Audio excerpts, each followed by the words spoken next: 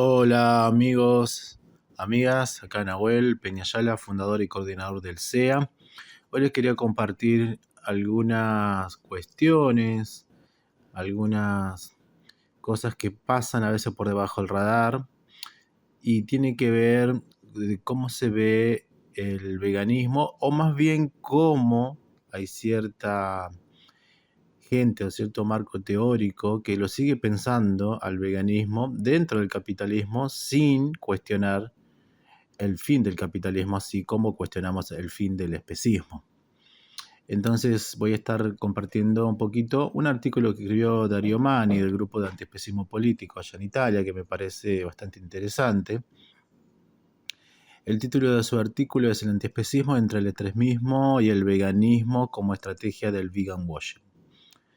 Porque, si bien estuvimos hablando del vegan washing, pero asociado al sionismo y a toda esa estrategia de manipulación y de lavado de cara del ejército de ocupación. Hoy estaré compartiendo un poco en un término más general, más amplio, ¿no? Del veganismo liberal y de este capitalismo vegano.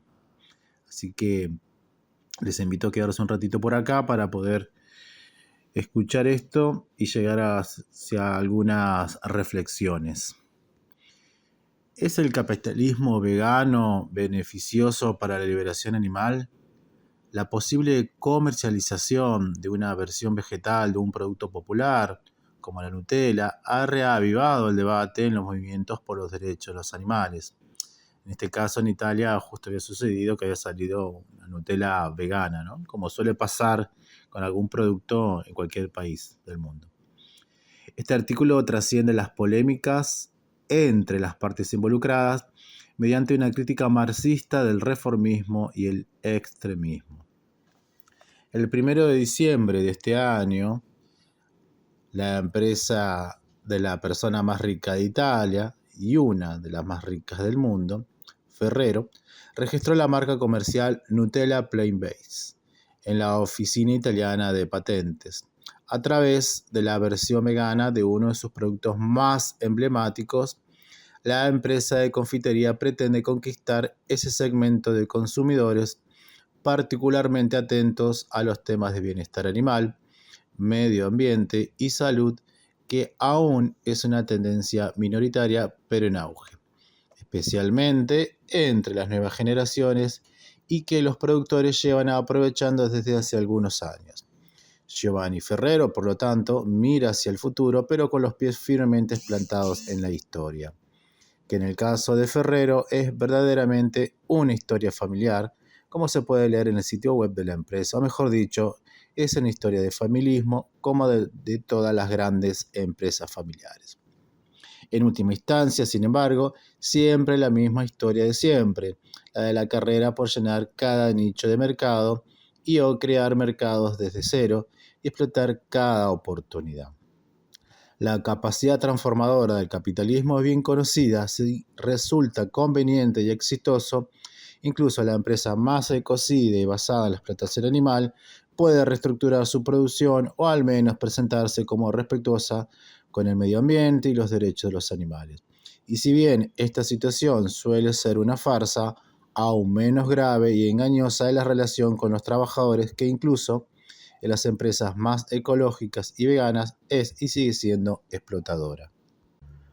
Ante la proliferación de productos veganos, y especialmente, al menos en teoría, dirigidos a los animales que defienden los activistas veganos por los derechos de los animales y antiespecistas, debemos preguntarnos qué postura adoptar. ¿Los veremos con buenos ojos o los condenaremos? ¿Los consideraremos un síntoma de una transición hacia métodos de producción más sostenibles y menos crueles, o un intento de las empresas por mejorar su imagen y seguir obteniendo beneficios a costa de la clase trabajadora? El siguiente artículo busca responder estas y otras preguntas. ¿Capitalismo vegano? ¿Sí o no?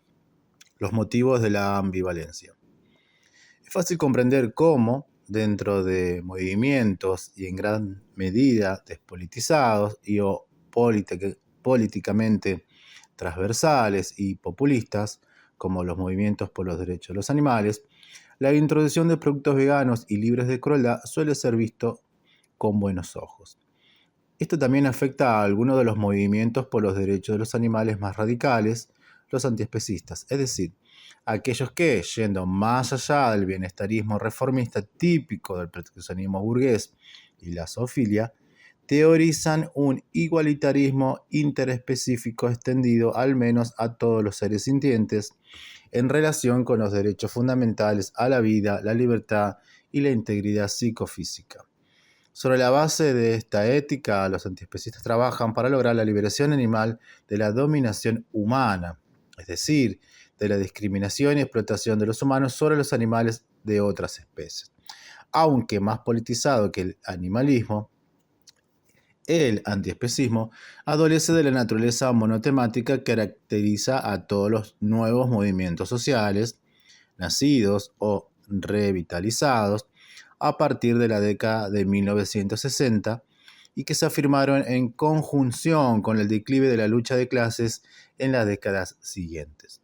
Nos parece que la tendencia oportunista típica de estos movimientos, que a menudo persiguen sus objetivos independientemente de un proyecto más amplio de transformación de las relaciones sociales de producción, depende de al menos 3 factores que no podemos dejar de mencionar.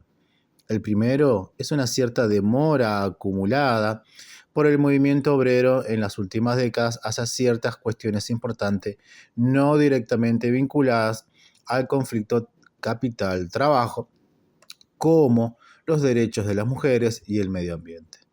Esta demora ha generado desafección e incluso hostilidad hacia las perspectivas socialistas y comunistas, un distanciamiento de la lucha de clases y la fragmentación del frente crítico.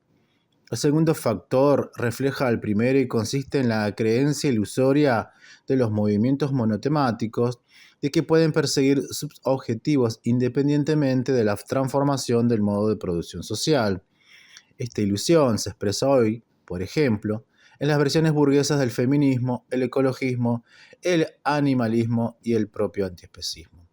40 años de hegemonía neoliberal la han fortalecido enormemente, cooptando parte de los nuevos movimientos sociales, como sucedió con los principales partidos progresistas occidentales. El tercer factor se refiere al debilitamiento del movimiento obrero y su representación institucional.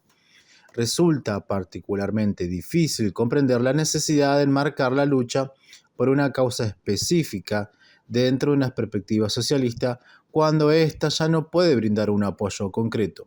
Incluso si quisiera, y lamentablemente no siempre quiere, aunque lo desea mucho más que las organizaciones del resto del espectro político, el socialismo ya no puede posicionarse como un aliado fuerte y creíble, al menos en países donde se encuentra en condiciones similares a las de Italia.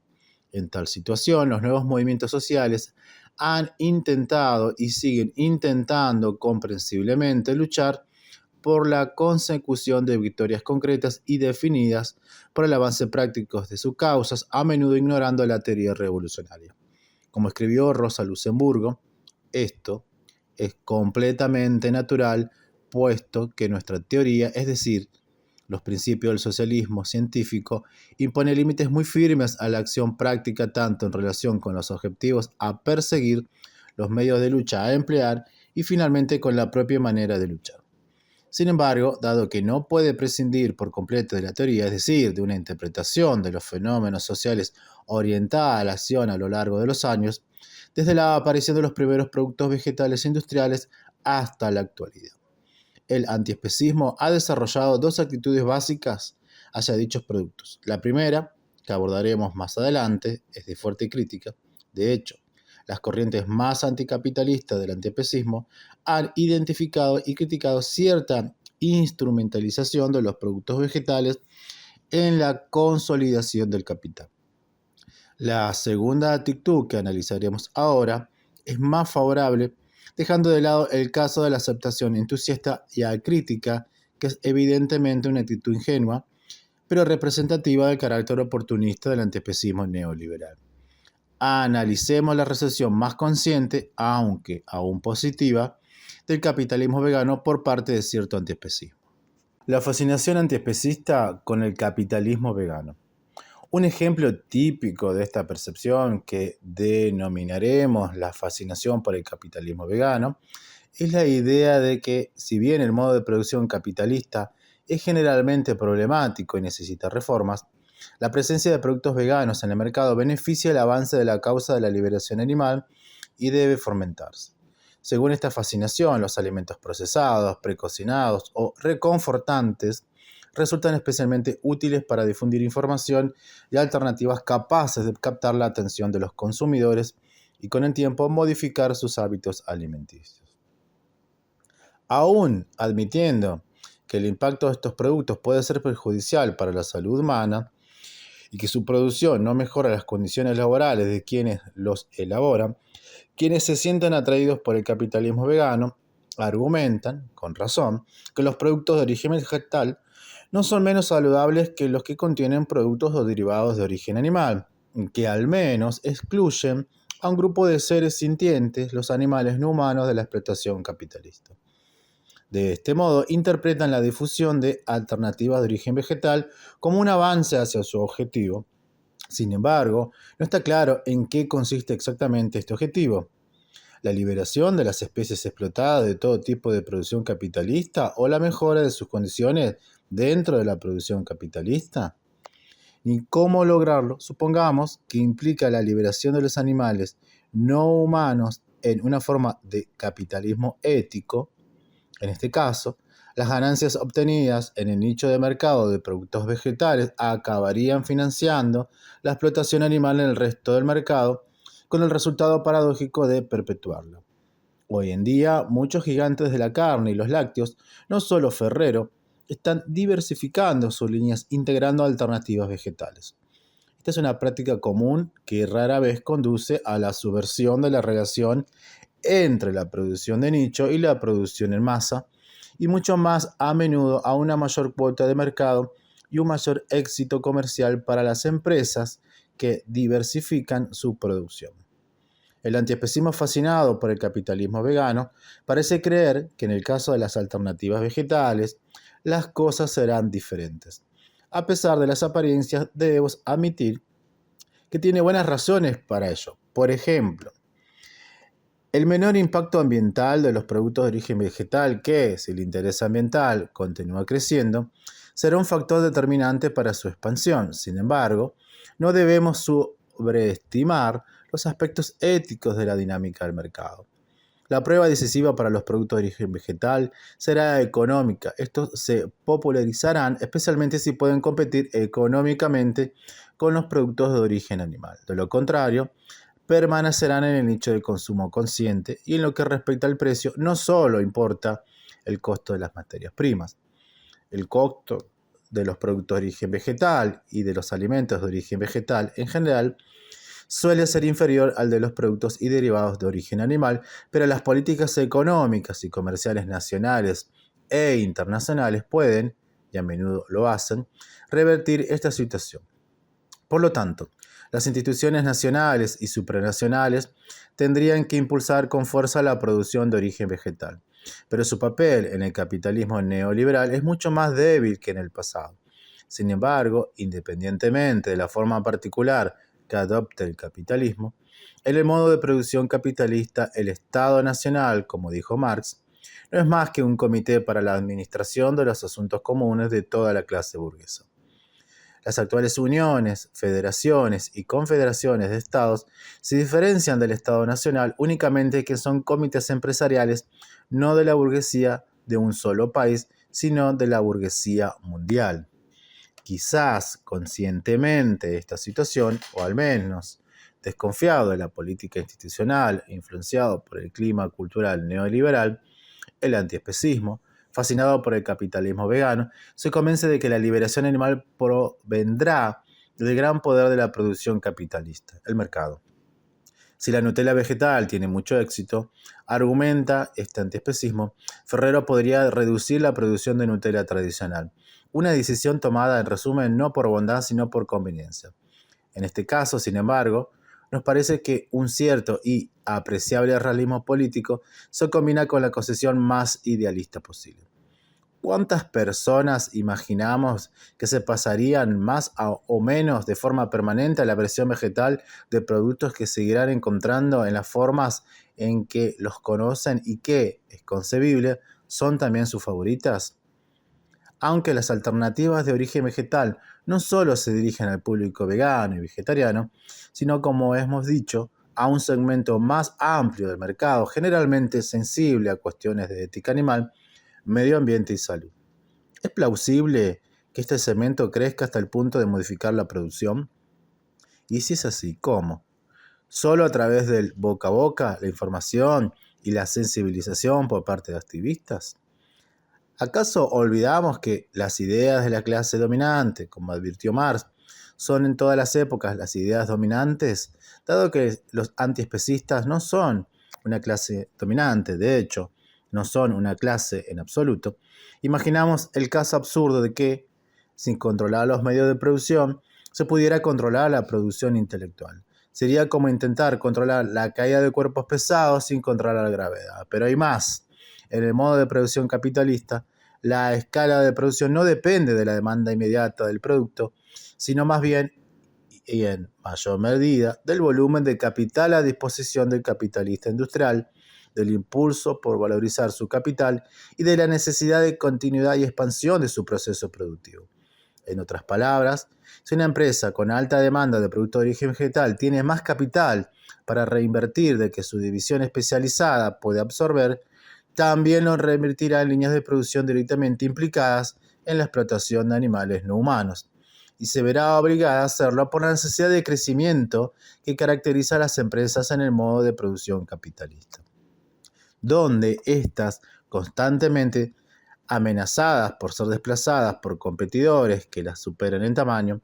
En estas condiciones, no importa cuán grande sea la rama de productor vegetal y cuán rentable sea, crecer o morir. Ese es el lema de la economía capitalista. Quizás la mejor demostración de que en dicha economía la producción no satisface directamente la demanda reside precisamente en la naturaleza expansiva de producción.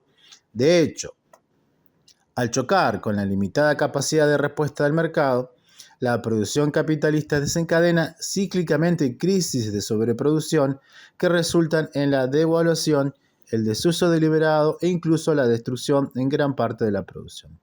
Así como el despido de gran parte de la fuerza laboral y la reproducción de lo que Marx denominó el ejército industrial de reserva, es decir, el proletariado empobrecido y desempleado. Como bien observó, entre otros, Rosa Luxemburgo, este resultado es funcional e incluso beneficioso para el capitalismo. La crisis, en efecto, al devaluar periódicamente el capital, reducir el precio de los medios de producción y paralizar parte del capital activo, tienen precisamente como efecto el aumento de las ganancias y a través de ello crean las condiciones para nuevos usos del capital y para una nueva extensión de la producción. Lejos de ser el resultado de algún tipo de error de cálculo, que al fin y al cabo solo podría existir en una economía planificada, no en una de libre mercado que solo calcula la cantidad y el método de producción a nivel de cada empresa. La crisis, por lo tanto, dinamiza la economía capitalista, pero a un alto precio para la mayoría de los seres humanos y otros animales. ¿El extremismo, una enfermedad infantil del antiespecismo? ¿Tienen razón esos pocos anticapitalistas y antiespecistas que tachan la Nutella vegetal y productos similares de veganismo y los condenan sin contemplaciones? No exactamente. La transformación radical no puede ocurrir de la noche a la mañana, sino debe prepararse.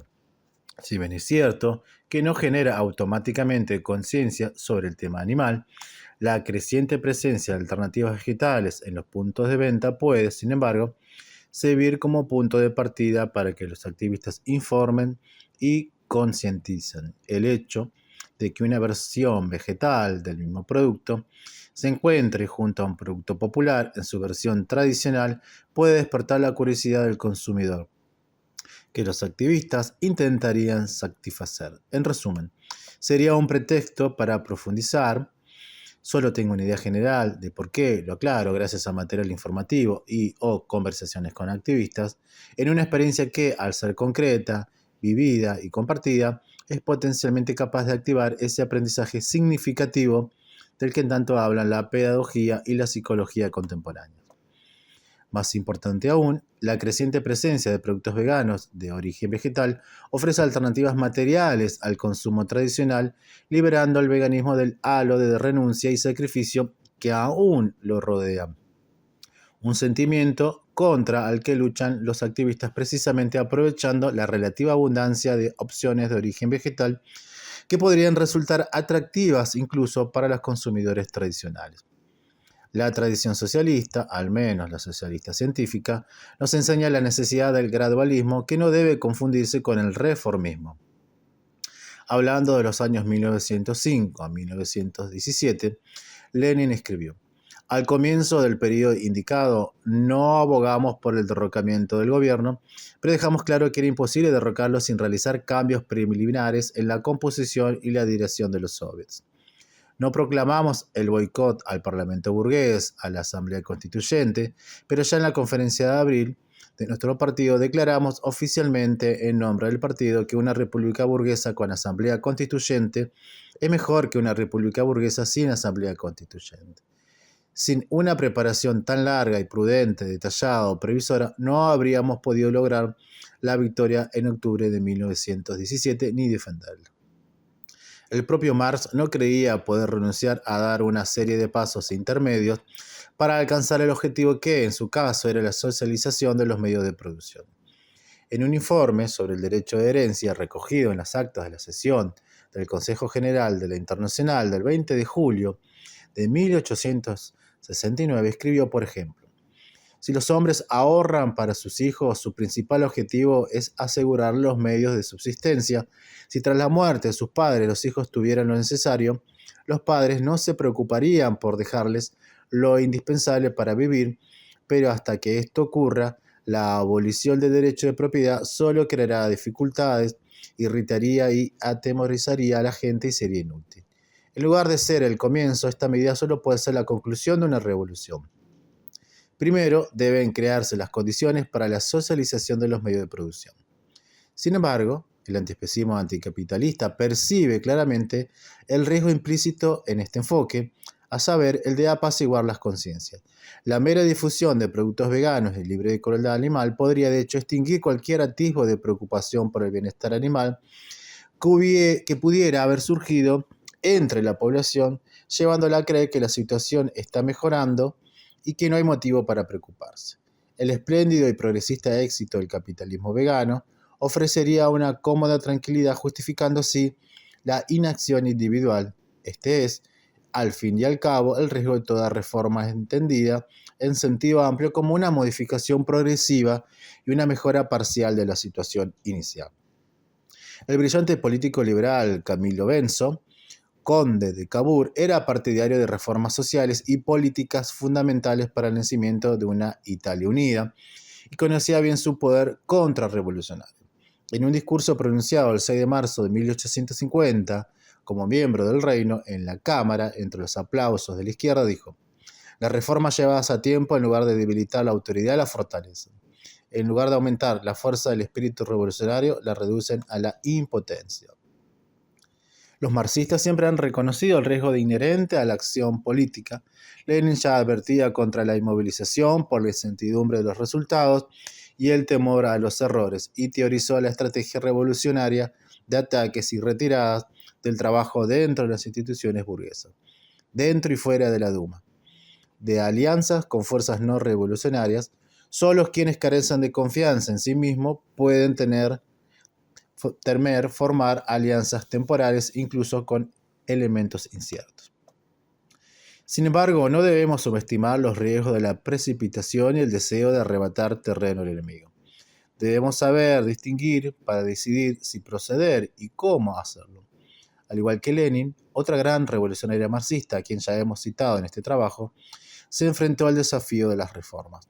Confrontaba con los socialistas reformistas Kautsky y Bernstein, quienes creían que el capitalismo, contrariamente a las predicciones de Marx y Engels, no se dirigía al colapso total, sino que se adaptaba cada vez más a cada cambio. Luxemburgo ofreció una refutación que sigue siendo una obra maestra de la teoría revolucionaria hasta el día de hoy.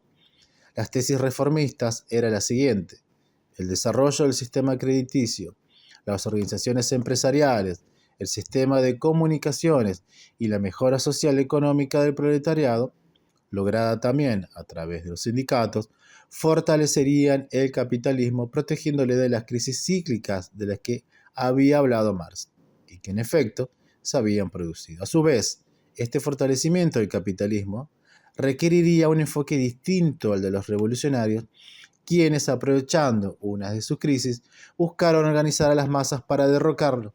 Para Kautsky y Bernstein, el establecimiento del socialismo no debería haberse producido mediante la revolución, sino mediante la extensión del control social de la economía, a través de reformas y luchas sindicales, e implementando gradualmente un sistema de cooperativas, controladas por los trabajadores. En su obra, Reforma o Revolución, Luxemburgo demuestra cómo ninguno de los elementos identificados por los reformistas garantizaba realmente el fortalecimiento del capitalismo, y mucho menos hasta el punto de evitar la aparición de sus crisis típicas.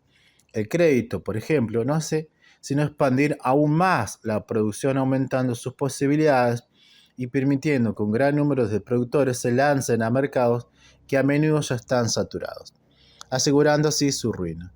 Los monopolios, los carteles y las organizaciones empresariales no ponen fin a esta anarquía productiva, ni deberían poner fin a sí mismos. Al contrario, transfieren sus efectos más estridentes de las empresas individuales a los sectores industriales y al proteger los intereses de los productores, intensifican su conflicto con los consumidores.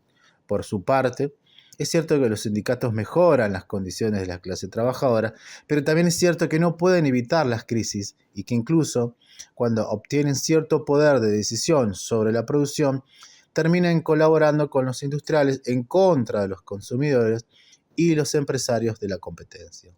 No es este el lugar para profundizar en la refutación del revisionismo por parte de Luxemburgo, que en el texto citado se desarrolla a lo largo de muchas páginas a las que remitimos al lector que desee profundizar. Sin embargo, podemos extraer una primera conclusión de lo expuesto hasta ahora.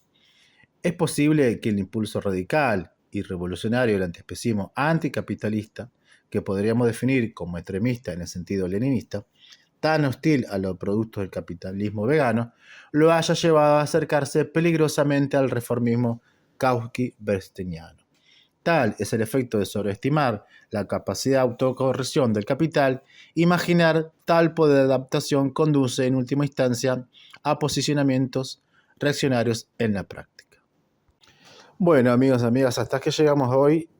Yo quiero cerrar con estas reflexiones, porque lo que trae acá Darío del grupo Antiespecismo Político es cómo está hoy en día visto el consumo dentro de vegano y las no discusiones, porque claramente esto es algo que no está discutido en profundidad, porque sí hay personas que siguen creyendo que al haber productos veganos en el mercado se terminaría con la explotación animal, y eso es equivocado, pero a la vez también trae este punto, ¿no?, de los grupos sectarios que a veces se posicionan de una manera radical, pero en el sentido obtuso, no en el sentido profundo de crear una estrategia de cómo utilizar el consumo, porque nosotros sí vamos a seguir consumiendo, pero acá también hay que meter esto, ¿no?, de quiénes son los dueños de los medios de producción, porque en el artículo no toca, pero nosotros no podemos tener ese tiempo de espera mientras el capitalismo vegano avanza, en este caso, con el monocultivo que es transgénico, que enferma a animales y a todas las personas. Entonces no tenemos ese tiempo de espera para ver, bueno, qué posición vamos a tomar. Rechazamos los alimentos ultraprocesados en ese sentido, porque enferman, por más que sean de origen vegetal, pero a la vez nos hace reflexionar que tenemos que tomar los medios de producción y politizar la causa y llevar la mirada del antiespecismo político, porque el veganismo liberal solamente va a ver con buenos ojos la creación, pero no va a cuestionar el origen. Entonces es interesante traerlo por lo menos a debate y no caer en falsas conclusiones y pronunciamientos que no van a quedar nada, ¿no? Porque las personas no todas viven cerca de un mercado agroecológico o tienen la posibilidad de elegir qué es lo que van a consumir, ¿no? Más en una economía muy empobrecida, la de estos días en Argentina, donde no circula casi nada de dinero para poder decir, bueno, puedo disponer de cierta cantidad para hacer la excepción porque yo estoy ofreciendo moralmente un producto que no es un llamado a la explotación animal, ¿no? Las personas van a elegir con su economía. Entonces, es importante entender estas estrategias, entender el debate y qué es lo que estamos discutiendo de fondo. Hasta acá llegué hoy. Les envío un abrazo fraternal. Nos vemos en el próximo Radio Podcast.